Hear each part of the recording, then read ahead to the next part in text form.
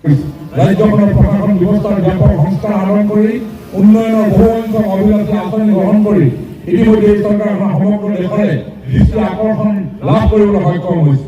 বৰ্তমানৰ চৰকাৰখনে ৰাজ্যবাসীৰ সৰ্বাংগীন মংগল আৰু উন্নয়নৰ ক্ষেত্ৰত লাভ কৰা সফলতাসমূহৰ বিষয়ে ৭৮ সংখ্যক স্বাধীনতা দিৱসৰ উদযাপনৰ পবিত্ৰ আন্তৰিক শুভেচ্ছা আৰু অভিনন্দন জ্ঞাপন কৰিছো।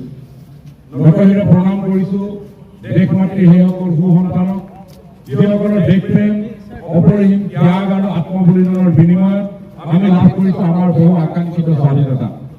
আন্তৰিক শ্ৰদ্ধাঞ্জলি যাচিছো জাতিৰ পিতা মহামানৱ মহাত্মা গান্ধীলৈ, যিগৰাকী মহান নেতাৰ নেতৃত্বত গঢ় লৈ উঠা অহিংসা আন্দোলনৰ ফলশ্ৰুতিত আমি আজি স্বাধীন দেশৰ নাগৰিক হিচাপে গৌৰৱ অনুভৱ কৰিব পাৰিছো। দেশৰ স্বাধীনতা আন্দোলনত বহু মুক্তিযোদ্ধাই নিস্বাৰ্থভাৱে নিজৰ জীৱন ত্যাগ কৰিছিল, যাক মই প্ৰকাশ কৰিব নোৱাৰো।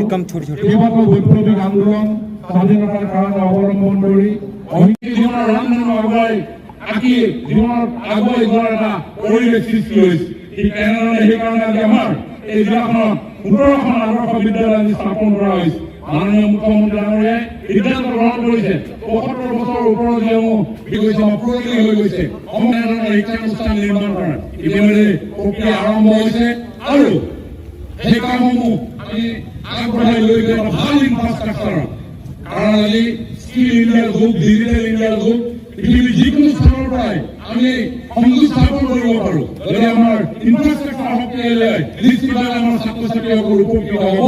আৰু তাৰ কাৰণে আজি আমাৰ ডিব্ৰুগড় জিলাত প্ৰায় ২৭১খন বিদ্যালয়ে টেলি এডুকেশ্যনৰ দ্বাৰা আজি উপকৃত হৈছে।